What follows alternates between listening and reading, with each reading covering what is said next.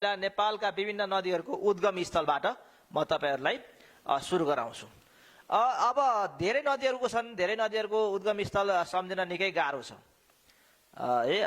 कुन खोला कुन नदी कहाँ कसरी उत्पत्ति भयो, कुन उत्पत्ति स्थलको नाम के हो सम्झिन गाह्रो छ।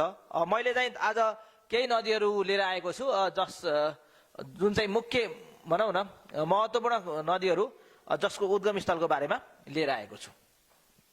अब सुरु गरौं। कसरी सम्झिने तपाईले आफ्नो तरिकाले सम्झिन सक्नुहुनेछ। मैले चाहिँ तपाईहरुलाई विभिन्न क्लासहरुमा पढाउँदा हैन क्लासहरुमा पढाउँदा विद्यार्थीहरुलाई कसरी सम्झिने भनेर पढाएको तरिकाबाटै म यहाँ भन्ने छु। नेपालका विभिन्न नदीहरुमा पहिलो मेची जाउँ। यो सोधेको पनि थियो नासुमा 72 73 74 कहिलेतिर सोधेको थियो।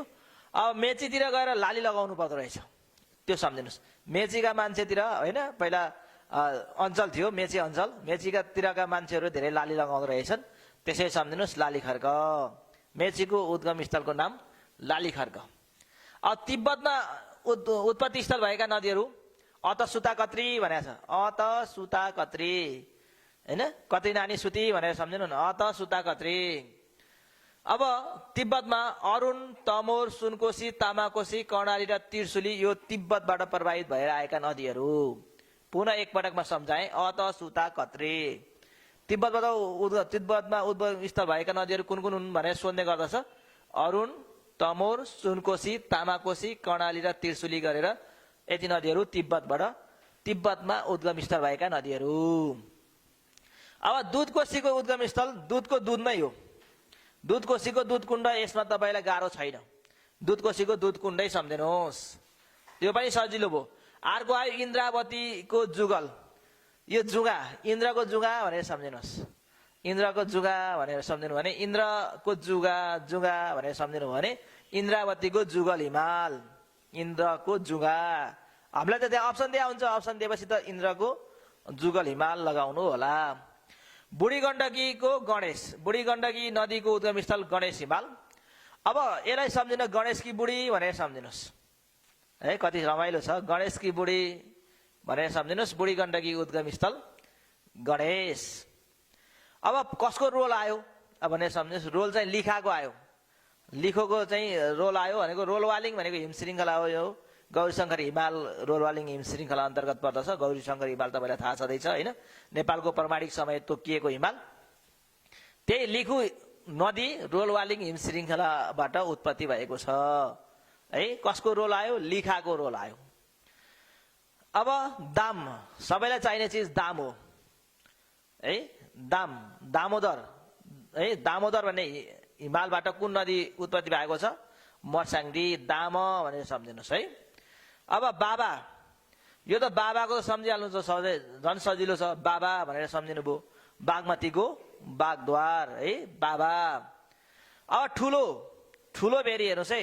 अब यो मुकुट भन्ने चिज चाहिँ ठुलो ठुलो लगाउनु पर्दो रहेछ। ठुलो मुकुट भनेर सम्झिनुहोस्। ठुलो मुकुट, मुकुट कत्रो छ? ठुलो छ। ठुलो भेरीको कुन हिमाल? मुकुट हिमाल। ठुलो के छ? मुकुट छ। ठुलो भेरीको मुकुट हिमाल। अब राइम मिल्ने खालको छ, सानो भेरी धौलागिरी। हेर्नुहोस् त, यस्तो यो त सजिलै मिलाउनुहुन्छ। सानो भेरी धौलागिरी, ठुलो भेरी मुकुट हिमाल, सानो भेरी धौलागिरी। अब दरौदी नदीको बुद्ध हिमाल। बुद्धलाई नै हेर्नुहोस् त, बुद्ध यो ध भनेर मान्नु भने दरौदी यसैबाट आउँदो रहेछ, बुद्ध हिमाल। यसलाई मिलाइहाल्नु भयो। बुद्ध हिमाल दरौदी नदीको उद्गम स्थल हो। अब ससा सिसी भन्दै जानु भने के आउँछ? ससा सिसी सुसु से सै, से सै। ससा सिसी सुसु से सै भने नि पश्चिम सेतीको सैपाल, यसै सम्झिनु होला। पश्चिम सेतीको के हो त? सैपाल हिमाल।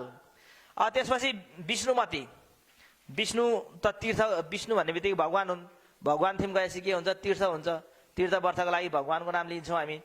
विष्णुमतीको चाहिँ सम्झिनुहोस्, तीर्थ भनेपछि सपन तीर्थ। यसै तपाईँले नेपालका नदीका उद्गम स्थलहरूको बारेमा सम्झिन सक्नुहुनेछ। अब म तपाईँलाई यो नेपालका विभिन्न नदीहरूको उद्गम स्थलपछि नेपालका नदीहरूलाई भारतमा गइसकेपछि के नामले चिनिन्छ भन्नेतर्फ, यसलाई पनि म सर्टकट ट्रिकका साथमा सिकाउँछु है। मेम म्याडम भनौँ न, मेम भन्छौँ नि, मेम साहब भन्छ होइन, म्याडम कविसँग के गर्नुभयो, रेस्टुरेन्टमा जानुभयो, कोदाको रोटी माग्नुभयो, मसला धेरै हालेर अचार माग्नुभयो, अनि बस्नुभयो है। अनि मेम कवि कोदा मसा बस कहाँ जानुभयो, कगा भनेर सोध्यो भने रेस्टुरेन्टमा जानुभयो। मेम कवि कोदा मसा बस कगा भनेर सम्झिनुहोस्। मेम म्याडम कविसँग कहाँ जानुभयो, कगा कहाँ जानुभयो, रेस्टुरेन्टमा। के खान, कोदाको रोटी खान। के छ अचारमा, धेरै मसला हालेर खानेकुरा छ र आनन्दले बसेर खानेकुरा छ त्यहाँ। त्यो कुरा सम्झिनुहोस्। मेम कवि कोदा मसा बस कगा भनेर सम्झिनुहोस् है त। अब मेचीलाई भारतमा गइसकेपछि के नामले चिनिन्छ, मबाट महानन्दा। मेचीलाई भारतमा गएपछि महानन्दाबाट चिनिन्छ। त्यस्तै गरी कन्काई नदीको भारतमा गइसकेपछि बिरिङ, त्यसको नाम बिरिङ्गी होइन, कतै बिरिङ्गी भन्ने भेटिन्छ। कोशीको कोदा, कोशी नदीको दामोदर। महाकाली नदीको मसला मजाले पिनेर खाने मसा, महाकाली नदीको शारदा। महाकाली नदीलाई भारतमा गइसकेपछि शारदा भनेर चिनिन्छ हो। बबई नदीलाई भारतमा पुगिसकेपछि सरयू नामले चिनिन्छ र कर्णाली नदीको भारतमा गइसकेपछि त्यसको नाम के हो, घागरा हो। घागरा। मेम कवि कोदा मसा बस कगा भनेर ठ्याक्क सम्झिन सक्नुहुनेछ है। अब म गएँ उत्पत्ति हुने स्थानका आधारमा नदीको विभाजन। यो पनि सोध्न सक्छ। 3 तरिकाले विभाजन गरिन्छ। सबैभन्दा अग्लो हिमालबाट उत्पत्ति भएको नदी, त्यसपछि लघु हिमालय महाभारतबाट उत्पत्ति भएको नदी, र नेपालको सबैभन्दा तल्लो होचो पहाड चुरेबाट उत्पत्ति भएको नदी। हिमालबाट उत्पत्ति भएको नदी पहिलो स्तरको नदी, महाभारतबाट उत्पत्ति भएको नदी दोस्रो स्तरको नदी, र चुरेबाट उत्पत्ति भएको नदी तेस्रो स्तरको नदी है। पहिलो स्तरको नदी कति छन्, कर्णालीका 7 मुख्य सहायक नदीहरू, गण्डकीका मुख्य 7 सहायक नदीहरू र कोशीका मुख्य 7 सहायक नदीहरू, 7 त्यहाँ 21। र महाकाली नदी पनि पहिलो स्तरको नदी अन्तर्गत पर्दछ। त्यसकारणले 22वटा नदीहरू पहिलो स्तरका नदीहरू अन्तर्गत पर्दछन्। अब दोस्रो स्तरको नदीहरू जुन चाहिँ महाभारत, लघु हिमालय होइन, हिल स्टेसन अफ नेपाल भनेर चिनिन्छ।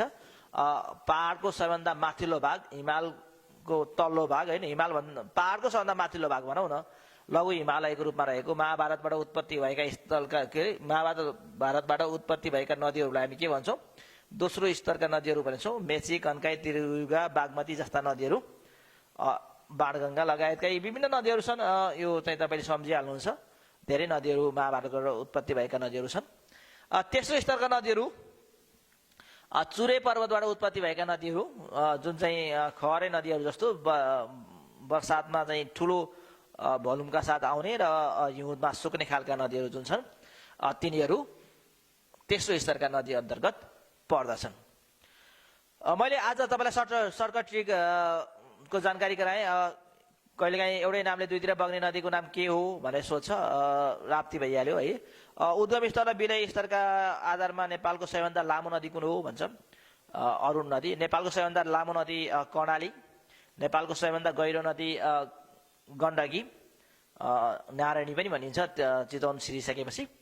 र नेपालको पानीको भोल्युमको आधारमा सबभन्दा ठुलो नदी चाहिँ कोशी नदी हो, सप्तकोशी नदी होइन। नेपालमा शालिग्रामका लागि प्रख्यात नदी चाहिँ कालीगण्डकी भइहाल्यो। त्यस्तै गरी कहिलेकाहीँ डल्फिनका लागि होइन, जुन चाहिँ काँचुली फेर्ने माछा भनेर चिन्छौँ हामी, डल्फिनका लागि प्रख्यात नदी सोध्न सक्छ कर्णाली। यी कुराहरू सोध्न सक्छ। अब कहिलेकाहीँ सोध्न सक्ने उत्तर वाहिनी नदी भनेर सोध्न सक्छ, उत्तरतिर बग्ने नदी भनेर। ललितपुरको कर्मनासा नदीलाई उत्तर वाहिनी नदी भनेर चिनिन्छ।